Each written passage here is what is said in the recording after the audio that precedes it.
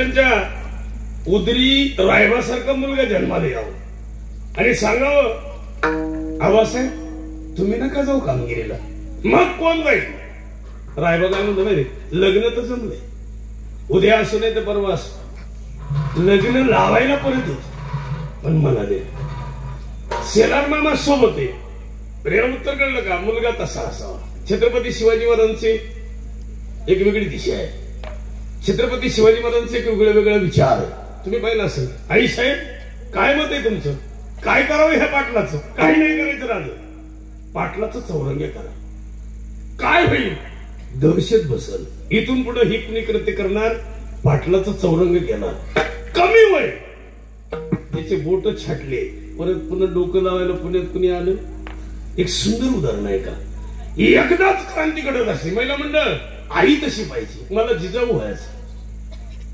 आता काय म्हणतो माहिती, सध्या आईची दिशा तशी नाही.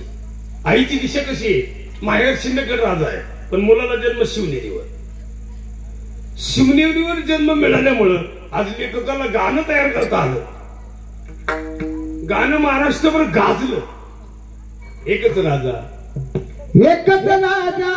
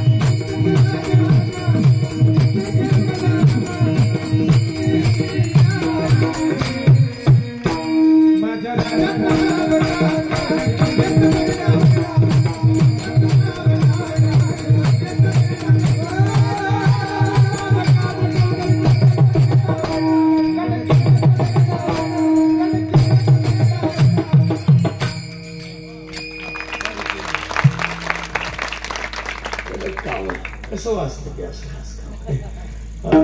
नाही गणबाई मोगरा पाणी घाली ती गौराबाई. उग कुठं न झालं काय ना. छत्रपतींच्या तलवारीमध्ये जी ताकद आहे तीच मनगटावर. तलवारीचं नाव जरी भवानी असेल तर मनगटाचा ताकद सुद्धा तशीच होती. आताची आई पोराला चहा देते, पप्पा घे गोड बर. तिथं दूध होतं पोराला. शंभराच्या म्हणजे 60 किलोची तलवार उचलायची. आपल्याकडे तलवार आहे का? आपल्याकडे तलवारही नाही ना, आपण ते उचलणारही नाही. आपल्याकडे आता पोरं खरं सांगा, खरं सांगायचं पोरं, आता खरं सांग, चुलती जवळ राहते का मावशी? जवळ कोण राहतं? चुलती का मावशी? कामाला कोण येईल? चुलती का मावशी? चुलती. मग मम्मीनं कोणाला चांगलं बोलावं? चुलतीला का मावशीला? आणि बोलवती कोणाला?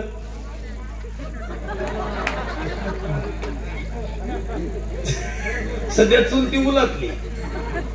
चुलतीचा सुपडा साफ झाला, रेल्वे खाली गेली ती, नाही तर डब्यात गेली त्या जळालेल्या. जवळ चुलती राहते पण मम्मी बोलणारच नाही. 20-20 वर्ष चुलती एकमेकीला बोलत नाही. मम्मी चुलती इतके दरिद्रीत जावा. इथं सुद्धा असतील काही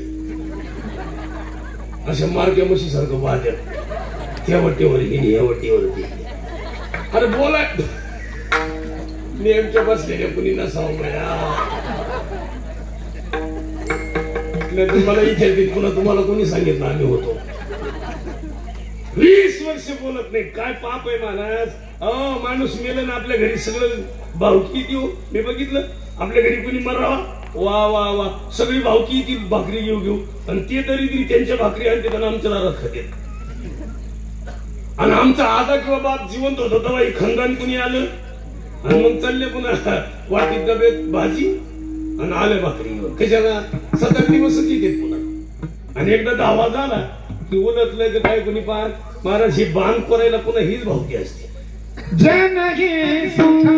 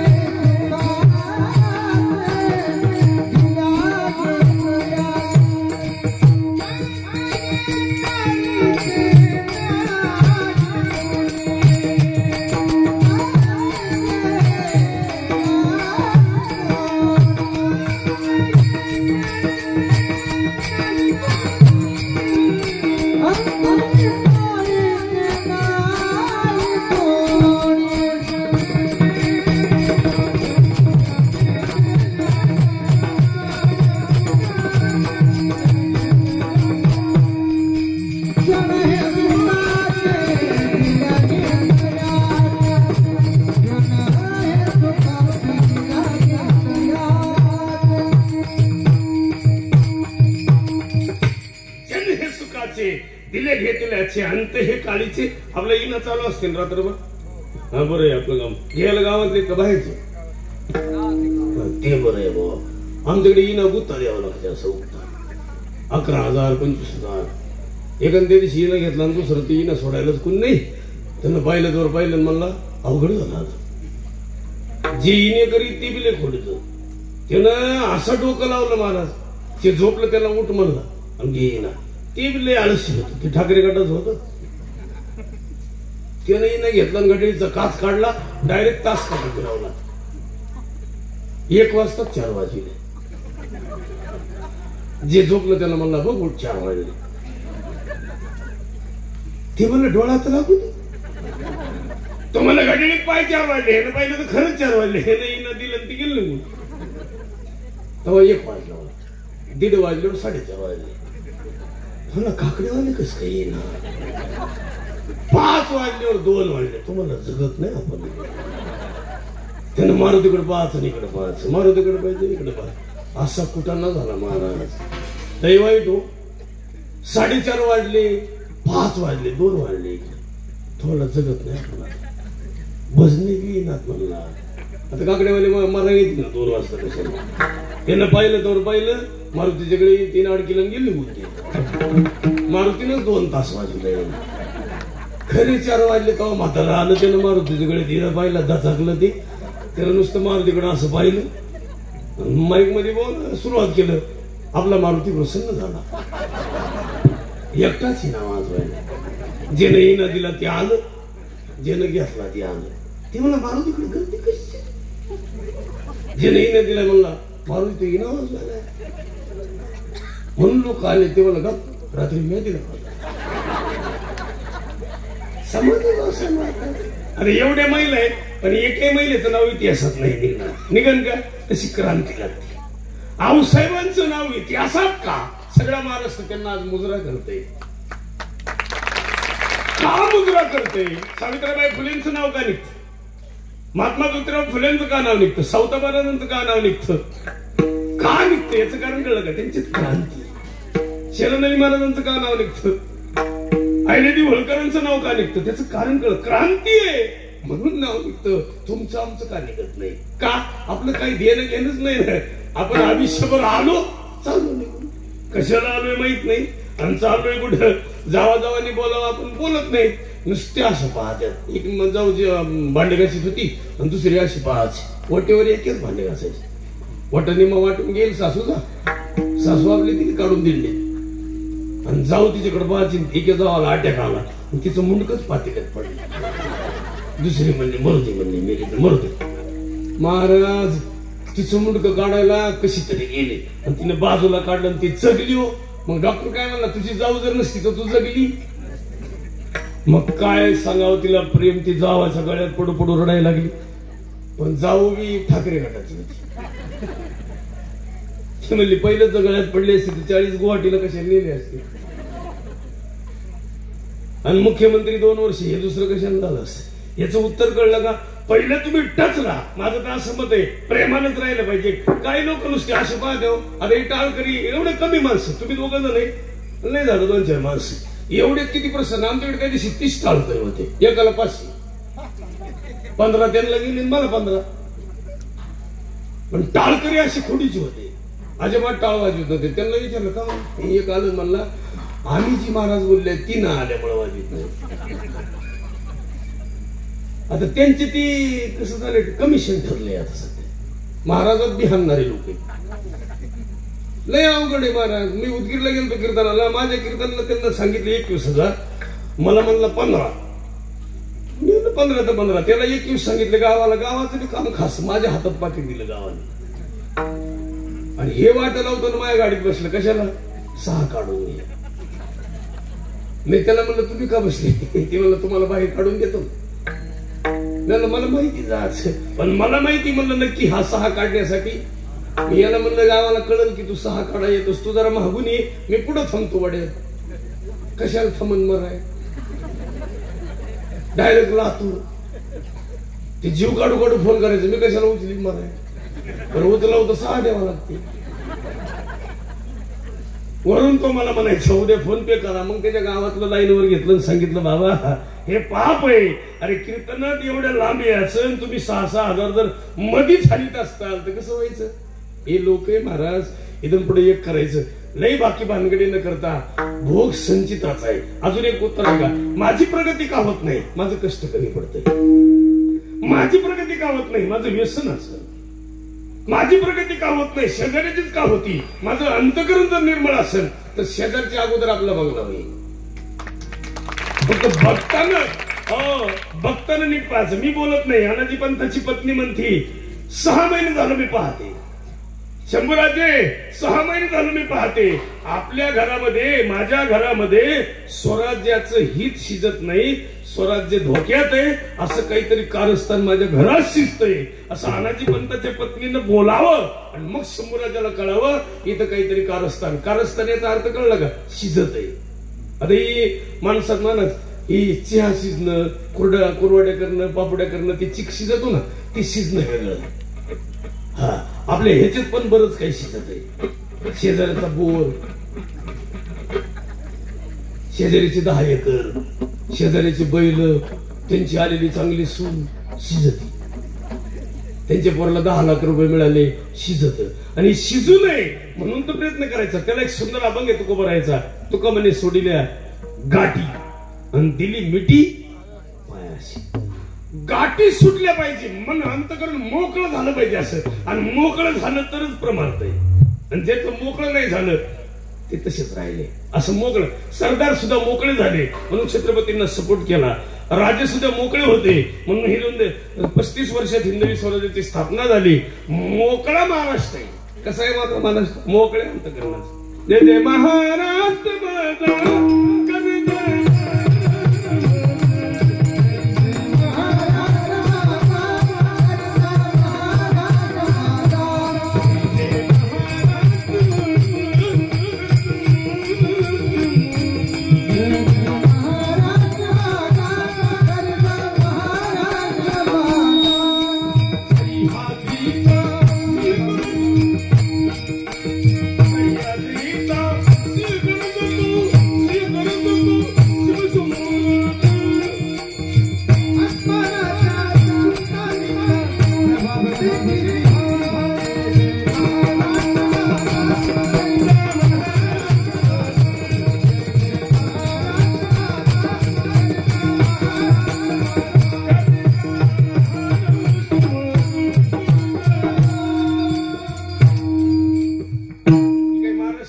दुसरा राष्ट्र असं नाही. भारतात सगळे राष्ट्र आहेत, पण त्या राष्ट्रापैकी एकच राष्ट्र असे इथं परमार्थ आहे. दुसऱ्या राष्ट्रात हे असलं महाराज. आपण जर खरंच आंध्रात जन्माला असतो ना गुरुजी, बरं का आजारी गुरुजी, भजन म्हणता आलं असतं का?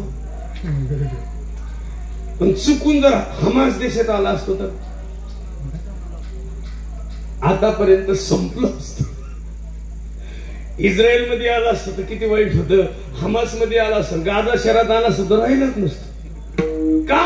इथं आलो महाराष्ट्रात. इथं किती खास आहे. इथं मराठी भाषा आहे, इथं प्रेम आहे, इथं जिव्हाळा आहे, इथं आपुलकी आहे, आणि इथंच ज्ञान आहे, आणि इथंच मोक्ष मार्ग. तुम्हाला माहिती मोक्ष मार्गीचा सांगा ते ज्ञानोबा महाराज. हो, जयाची द्वारी सोन्यात असू दे, मुळेत बिळत आहे काय बसल्या बसल्या आग होतीये. लई काठ, लई कुठाना. आणि काय झालं माहिती, यांना काही बोलावं तरी ताप आहे. हे असे लई ताप देते. आणि सहज आहे का आता हे बघा, तू नको बसू रे, ते मनक्यात तापून बरं आहे. गोडी हालत आहे म्हणलं.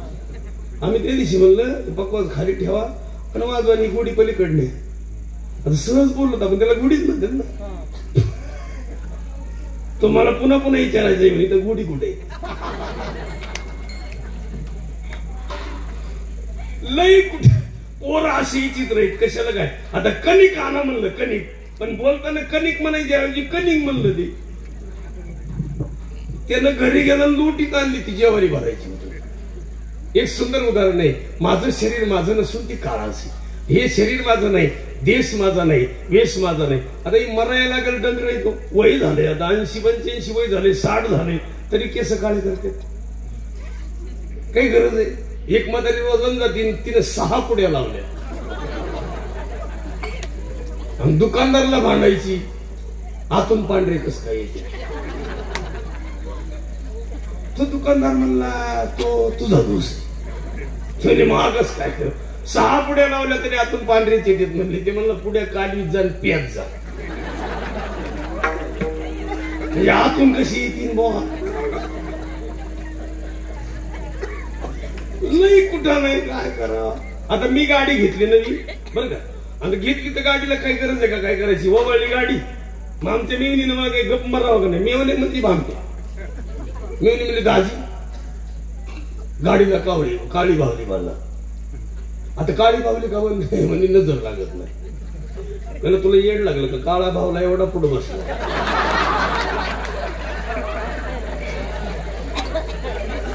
त्याला पहिली लागण तवा. आता तर मी काळीच गाडी बुक केली. टेन्शन नाही. काळी का म्हणजे शंभू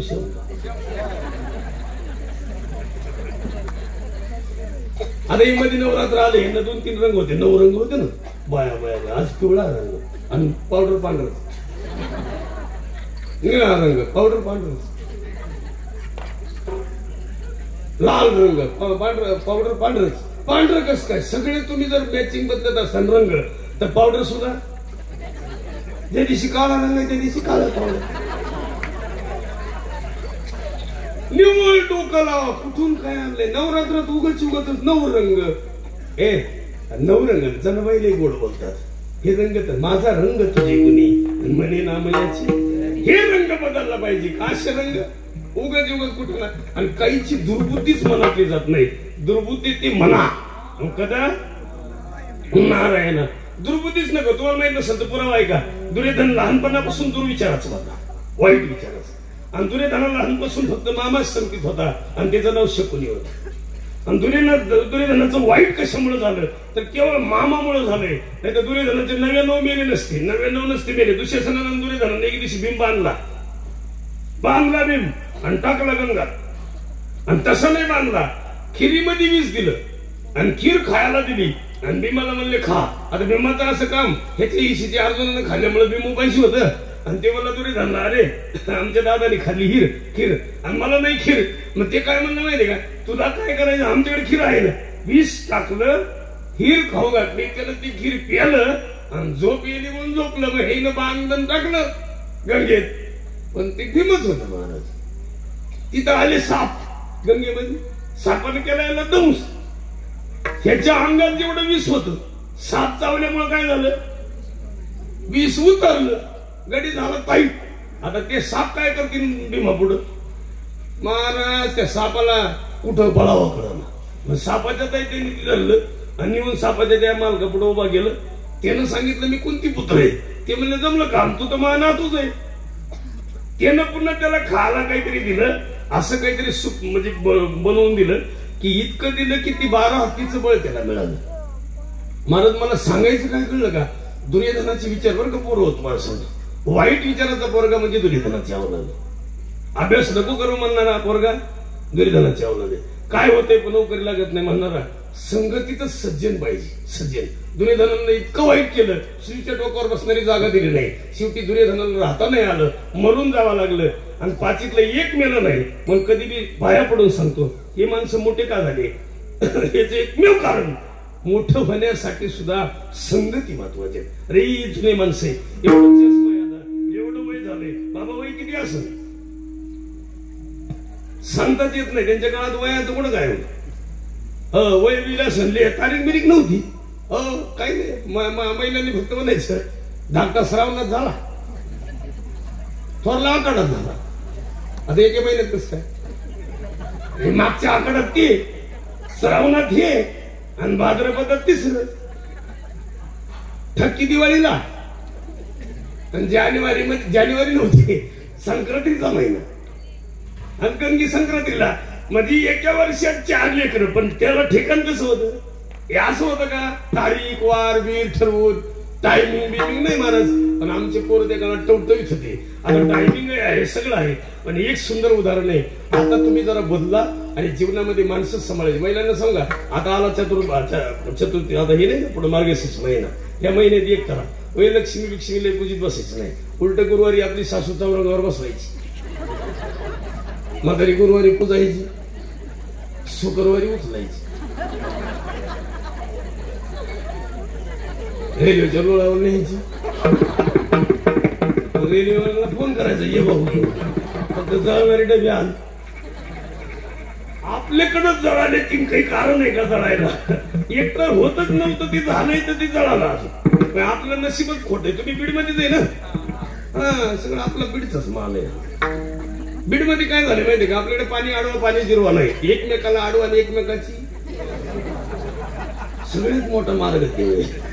आपल्याकडे प्रगती नाही, आपल्याकडे खिडकी सहन होत नाही, नाही आपल्याकडे एखाद्याची जमीन सहन होत नाही, विहीर सहन होत नाही, आपल्याला दुसरीचं सहन होत नाही, म्हणून आपलं कधी कल्याण होत नाही. आणि एक सुंदर उदाहरण आहे का, इथून जरा पुढे चला, नगर इकडे बी गेलाय पुढे इकडे जामखेड. पण तुम्ही म्हणजे नगर मध्ये काही तालुके एकदम परफेक्ट आहे. आपलंच का असं याचं कारण कळलं का? आपले माणसं थोडे, आपल्या बीड जिल्ह्यात पाणी नाहीत माणूस कमी आहे, वरून कोणाच येत नाही, कोणत्या धरणातलं कॅनल नाही, हाय ते आपलं असेल. आपले आमदार काही बदलत नाहीत, खासदार काही बदलत नाही असं नाही, सगळं जीवन बदलत. आमदार बदलले, खासदार बदलले, 46 पासून आज इतकी वर्ष झाली. आता बघा तुम्ही 23 चालू आहे, 47 जवळ आले. मागच्या शेतीत 47 पाहिलं नाही, हे पाहायला मिळेल याची गॅरंटी नाही, काही खात्री नाही. पण आपल्याला सुख नावाची गोष्ट, समाधान नावाची गोष्ट एक अभंगात तुकोबाराय म्हणतात, अभंगात मिळेल ते अभंगाचे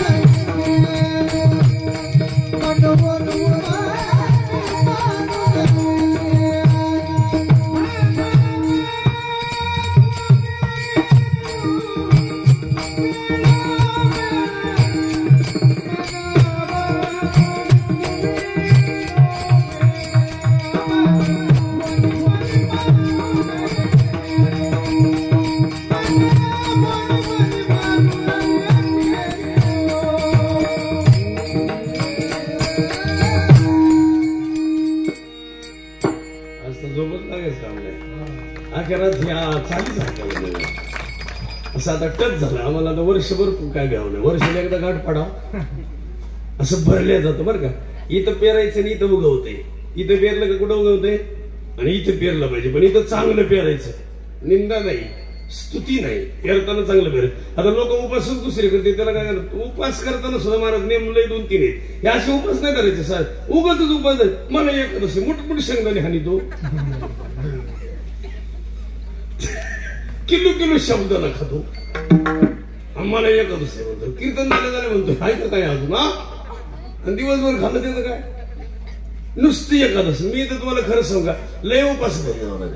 उपास कोणते धरायचे सहज सांगतोय का, निंदा करायची नाही हा उपास आहे, स्तुती ऐकायची नाही हा उपास आहे, नाकानं श्वास वाईट घ्यायचा नाही हा उपास आहे. ही स्वामी विवेकानंद उपास धरायची. विवेकानंद परराष्ट्राचा गेले. विवेकानंदाला एका स्त्रीने सांगितलं, विवेकानंदजी माझ्याशी तुम्ही लग्न करा. ते म्हणले, का असं वाटतं तुम्हाला माझ्याशी लग्न करावं?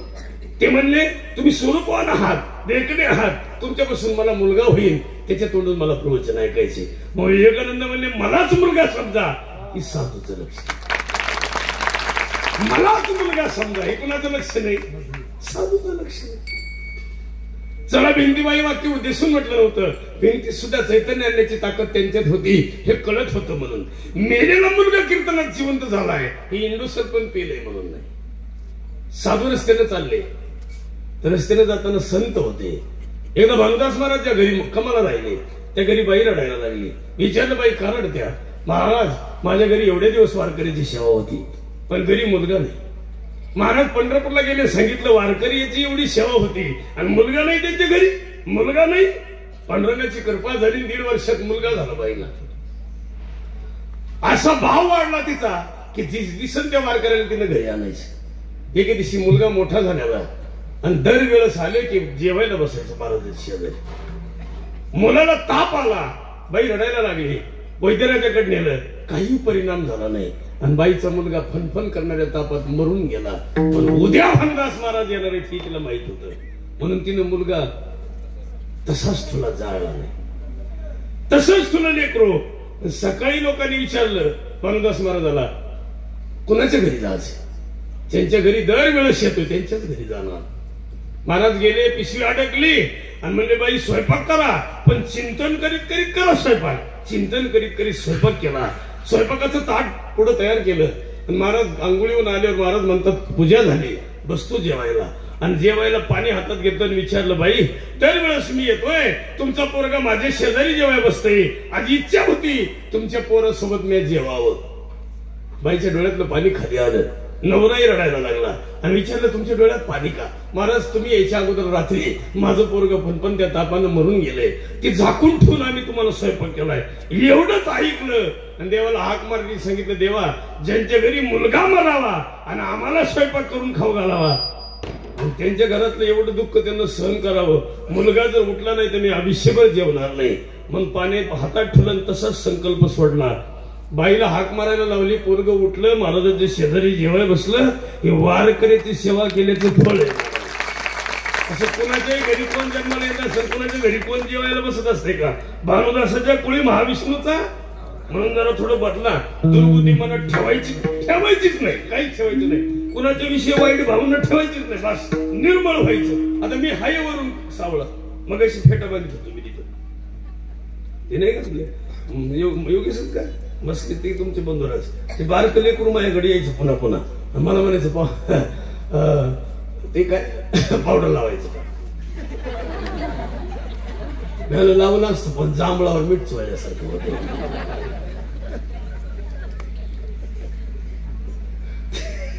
लई कुठा नाही. आम्ही दरवेळेस मध्ये येत असतो, मी इथं थांबतो. त्याची ती पुतणी आहे, 2 पुतणी आणि पुतणे, ती लई क्वालिटी काढते. लई घस ती सुनू आणून देते, ती नाही का ती फेरेल लावली ती पोरगी तर इतकी बारी बारकी. बाबा 2 दिन के बाद 6 दिन के बाद इतका गोरा होतो क्या रोक लेकर आए. आता फेरेल लावली तर मी गोरा होत असतो. आमच्या मंडळीने एक दिवस नाव घेतलं होतं, केंद्रात केंद्र 16 केंद्र, पदरात पडलं काळं केंद्र. तेव्हापासून आयुष्यात मी कुणाचे नावच ऐकत नाही. नको काय नाव आमचं म्हणजे नाही वाईट काम आहे. सगळ्यात महत्वाचं पाया पडून सांगतो, जरा दुर्बुद्धी नको.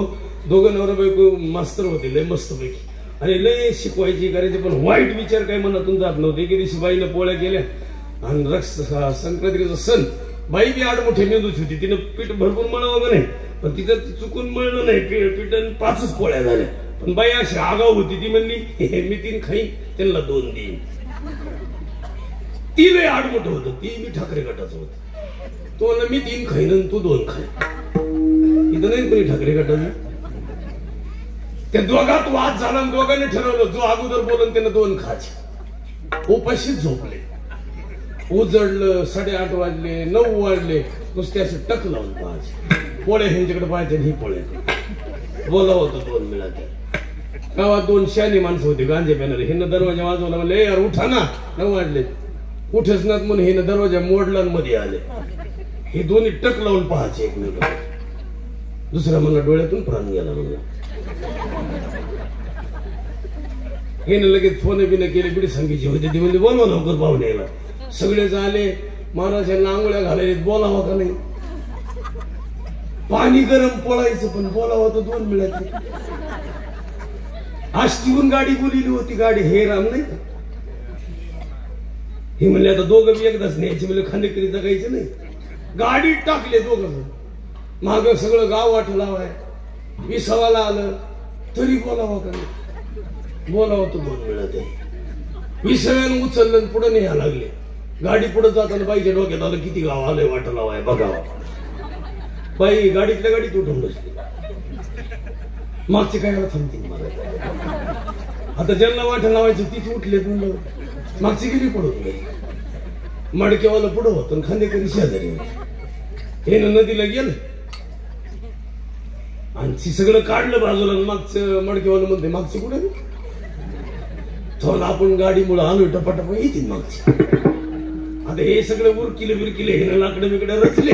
पाणी बिनी दिलं फक्त आग्नी द्यायचा टाइम. आणि मग बाईच्या डोक्यात आला आता सोंग करण्यात मजा. बाईनं अशा लाकडं अशी खाली पाडले मोठं नारडली. जाऊ दे मुर्दे द्या सोडून तुम्ही खातीन मी खाते. तिथं होते 5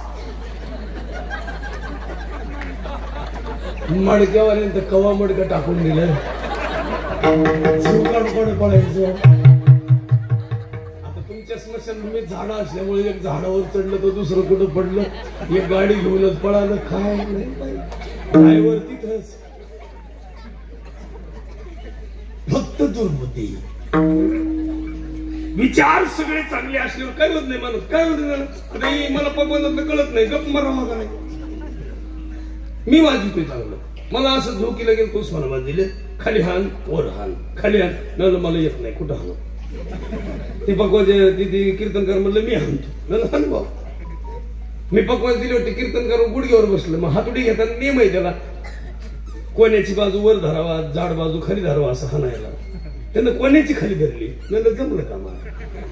हन खाली हन वर हन खाली हातुडीच घुसली पकवाजाला. गाव म्हणलं 500 रुपये पाकिटातले काढून घ्या. हे ना पुढे फुडून गेलाय म्हणले. तुम्ही जरा कुठं तरी थोडं बदला. आज काय अरे जी माल आहे ना सगळा हे बरोबर. आता असं नीट बसा बरोबर. मला खरं नीट बसा. असं बेटे बेटे सावधान. लई खास काम. आता लई खास बसले बघा. मोडताना जरा नीट बसा. हे बरोबर मला खरं. तुम्हाला कशाची गरज आहे. शिक्षण कशाची गरज आहे. शिक्षणाची. पैसे कोणी पुरवले पाहिजे. आई बापाने. बरोबर आहे का. पगार कोणाला मिळेल. आता नोकरी तुम्ही गेलो बापाला पगार मिळतो. हे पगार कोणाला मिळेल. तुम्हाला. बरोबर आहे. तुम्ही लय गोड आहे बघा. बायको कोणाला मिळेल. हा लग्न तुमचं कुणी केलं. आई बापाने. सासरवाडी कुणी करून दिली. आई बापाने. सासरीची ओळख कुणामुळे झाली. आई बापामुळं. पगार कोणाला द्यायचा. त्याला म्हणते तसं नको. अजून लई गोड आहे. आता ऐका हे सगळं कुणी दिलं. लई गोड आहे. सहज उत्तर आहे का. हे सगळं जन दिलं. नेमका आज वनवास कोणाचा आहे. माय बापाचं. महाराज सगळ्यात जर हाल कोणाची जास्त असतील तर ते माय बाबाची. वय झालंय वय. आणि म्हातारपणाला सुना बोलत नाहीत महाराज. आजची दिवाळी ना सगळ्यांसाठी नाही सगळ्यासाठी. आज काय अवस्था आहे सांगू का तुम्हाला. दिवाळी आली जवळ झाली दिवाळी आता. पण अजून कुणाच्या घरी तेल नाही. कोणाच्या घरी चांगलं नाही. आणि कोणी विचारही करी नाही. आपल्याच बीड जिल्ह्यामध्ये जवळजवळ जास्तीत जास्त कुणाची हाल करतात लोक तर ते मायबापाची करतात. नोकरदार असतील मोठी माणसं असतील काही नका करू महाराज. कुणाच्याही घरी गेलं का कुणाच्याही घरी गेलं का तेच करायला. आता आम्ही जर एवढं मायबापाला जीव लावला तर तुम्हाला बोलायचा अधिकार आहे. पण पाया पडतो कुठेही तुम्ही जा. स्वामी तिन्ही जगाचा आई विना एवढे रत्न घडवलेत. बघा ना हजारे महाराजांकडे. बघा ना हे सगळे कुणवान मुलं कुणामुळे झाले हो. आईमुळे. वडिलांमुळं, मग संस्कार गुरुजींचे. मग हे जर सगळं तुम्हाला ऐकायला मिळतंय याचं कोण मूळ आहे? तर आई आहे. मग तुळजापूरला जायची गरज नाही, मांढरगडला जायची गरज नाही. कुठे जायचं आम्ही नाही म्हणत, आम्ही तुळजापूरला म्हणजे असं नाही जायचं, पण आपल्या घरात सुखी येतो घरात नारायण, त्याला कुठं जायची गरज नाही. म्हणून जाता जाता मागणं मागतो, अनेक लगे रुसावी बहुता आपल्या संचिता वाचून या. आणि शेवटच्या चरणात सांगतात, तुका म्हणे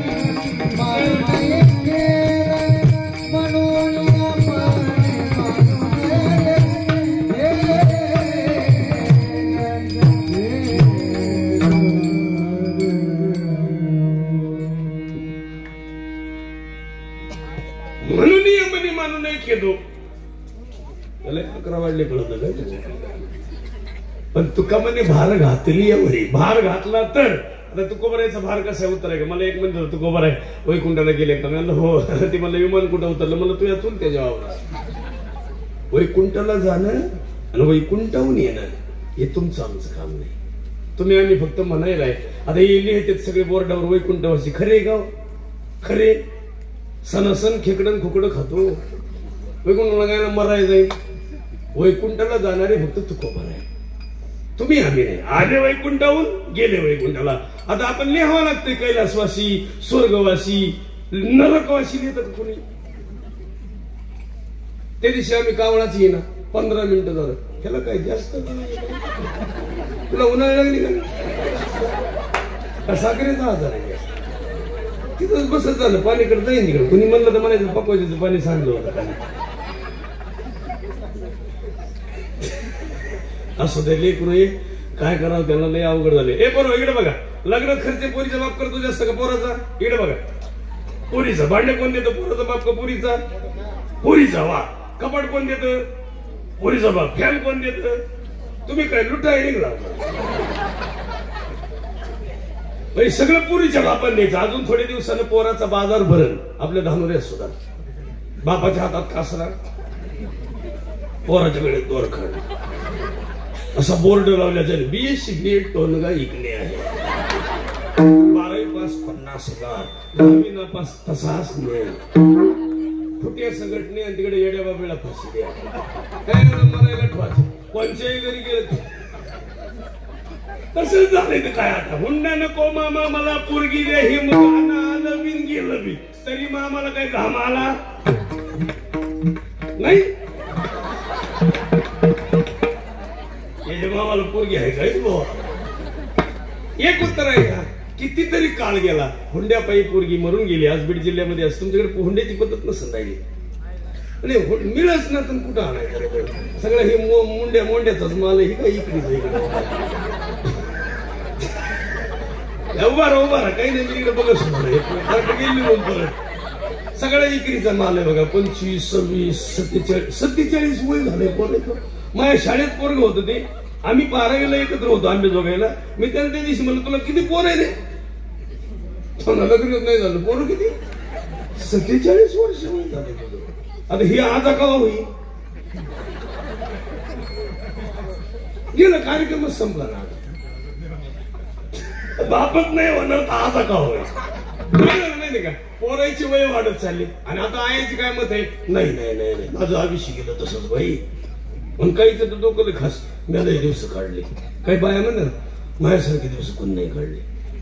काही तर नाताला म्हणतात मी म्हणून राहिले. नातू म्हणला पहिलं तू उलातली असते तर आजीला दुसरी आणली असती. ह्याला सांगते नाथाला कुणाला सांगावं कळत नाही. आणि काय माणसं म्हणते आणि काही आता नवीन नवीन जे आले ते काय म्हणते आमचे हे म्हणजे कोण पप्याचा बाप दुसरीकडे कोणाकडेच खात नाही ते फक्त मायाच हातच खाते. काल बहिणीला निरोप द्यायला गेलो पण तसंच आलं त्यांना त्यांच्या हातच आवडत. पण तू यायच्या अगोदर तो काय खातात काहीतरी खातच असं. मी फक्त शी म्हणलं शेण म्हणले काहीतरी खातच असेल ना म्हणून मागण्या मागतो थोडा तरी बदला.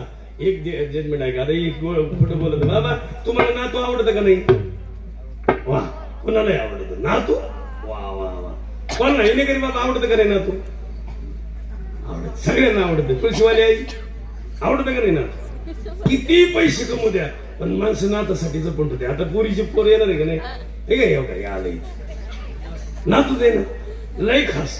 पोरांना पैसे कधी दिले नाही त्यांना पण नाताला मोबाईल घेऊन दिला. नातू आडमुठी मी तुझं कोणलाही मिस कॉल देत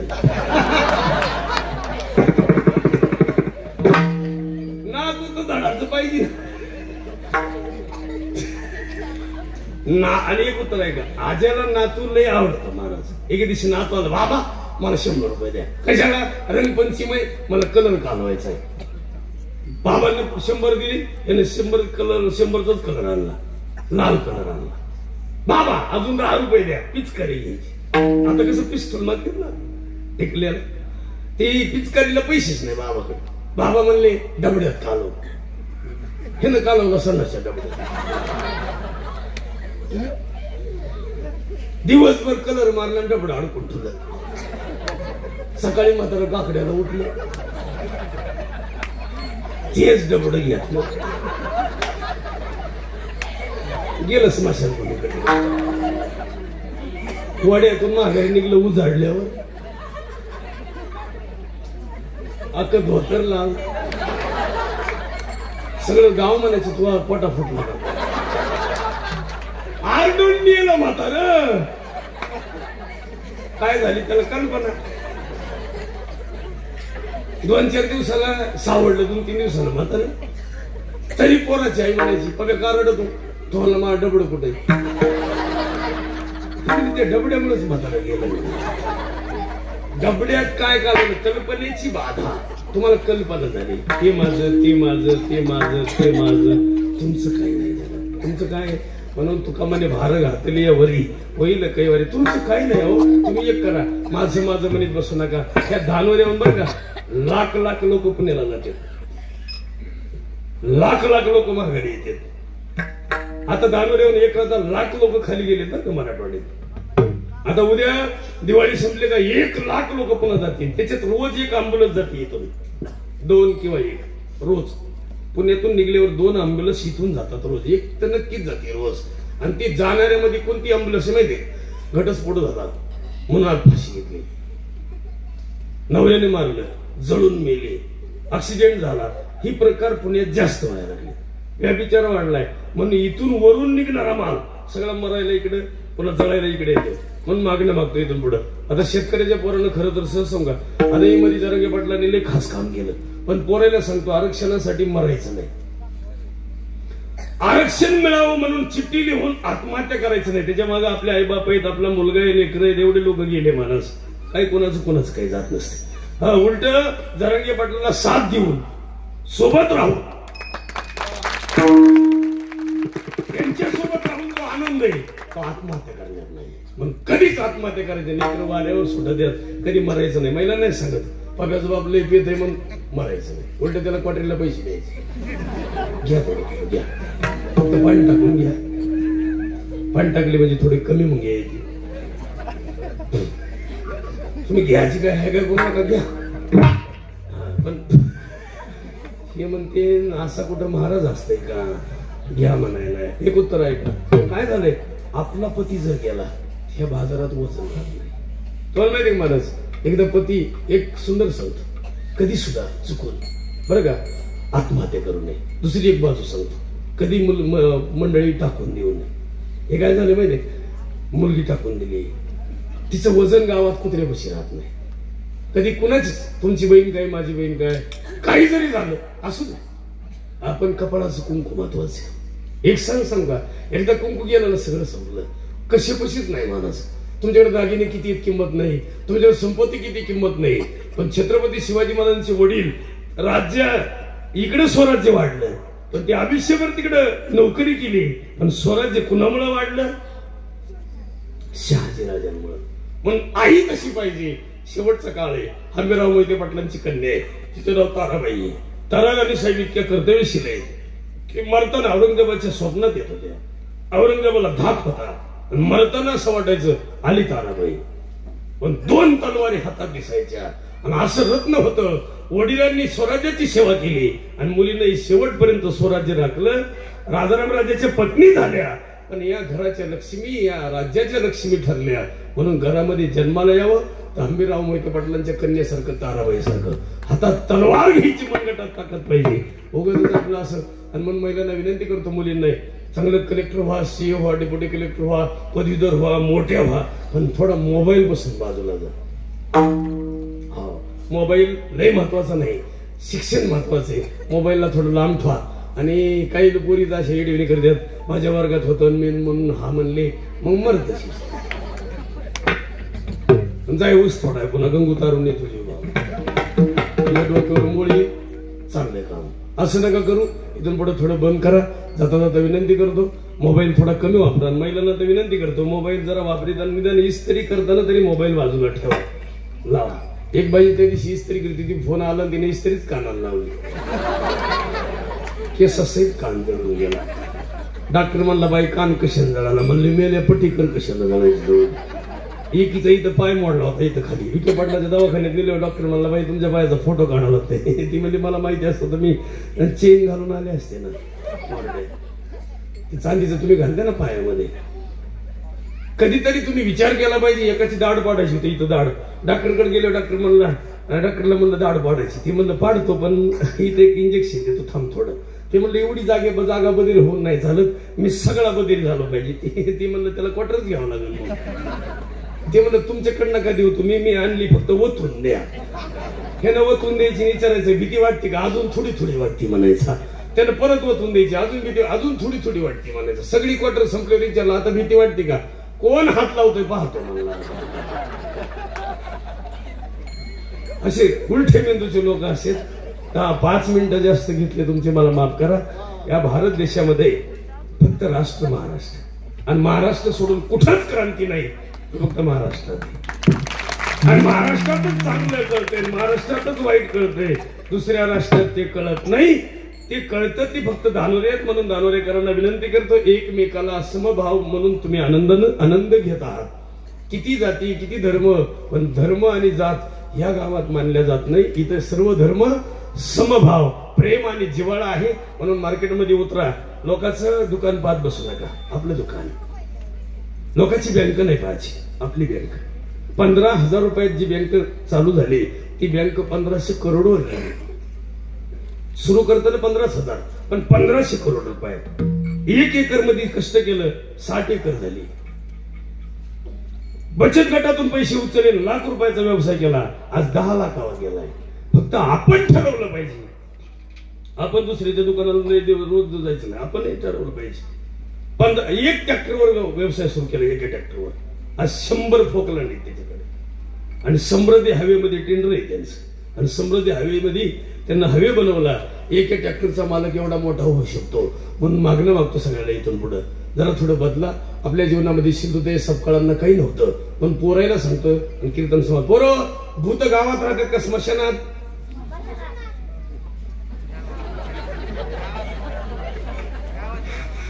दीदी सांगतील, दीदी तुम्हाला भीती गावातल्या भूताची जास्त आहे का स्मशानातल्या?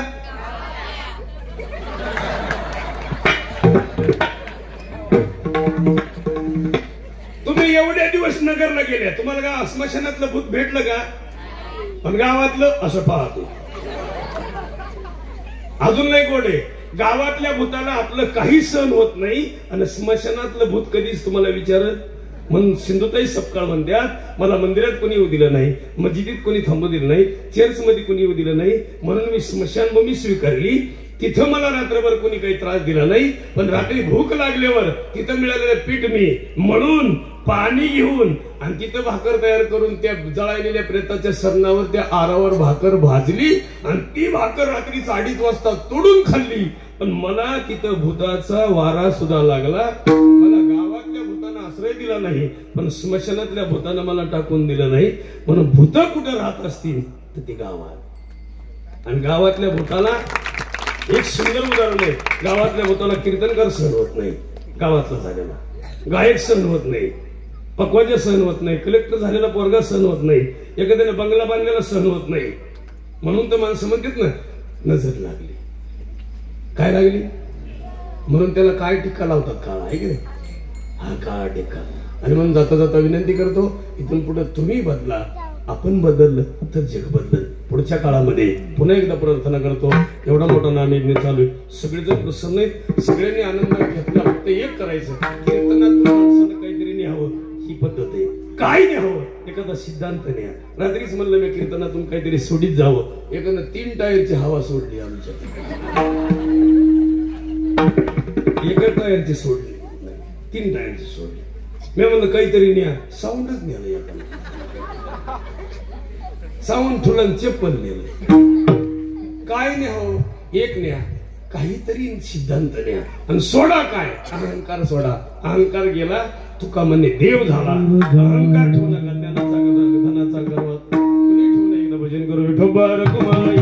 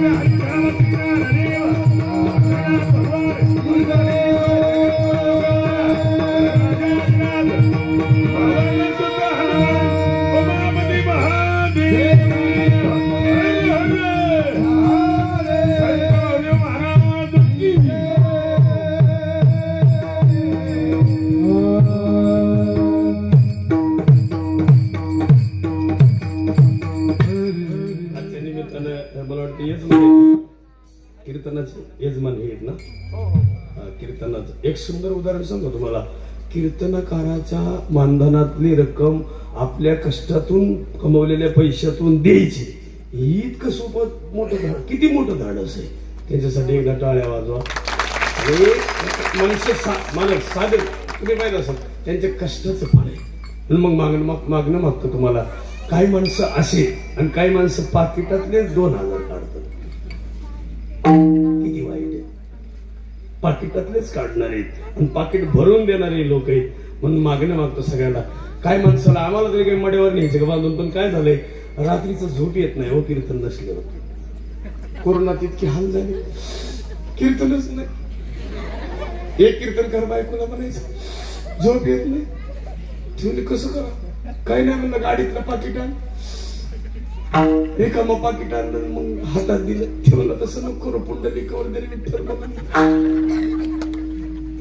पडी दे वळण. असे वळण पडू नये. झोप कुठेही लागली पाहिजे आणि कुठेही आनंद घेता आला पाहिजे. म्हणून मागणं मागतो. जाताना चप्पला बाबलं नाही तर दुसरे चप्पल भोळेपणा. तुका म्हणे भोळा जिंकू जाणे कडे घाला. मला हारा असं वाटायला गळ्यातच घालावा आणि तसंच घरी जावा, काढूच नाही असं वाटायला. पण घरी जर असंच गेलो तर घरचीला संशय येईन, बया आम्ही काय दुसरं केलं म्हणून काढून टाकतो. नसल्यानं ताप नको. एक करा, गळ्यात माघाला कपडाला गंधला प्रप्रथम शिरसत दिसणार. 46-20 नाही तर तुमच्याकडून 100 वर्ष पूर्ण व्हावे पुण्यतिथीचे. आणि शतकपूर्ती सोहळ्याला बाळदेव महाराजांच्या कृपेने तुम्ही सगळेजण आपण जिवंत असावं अशी प्रार्थना करूया. जय हरी ज्ञानेश्वर महाराज.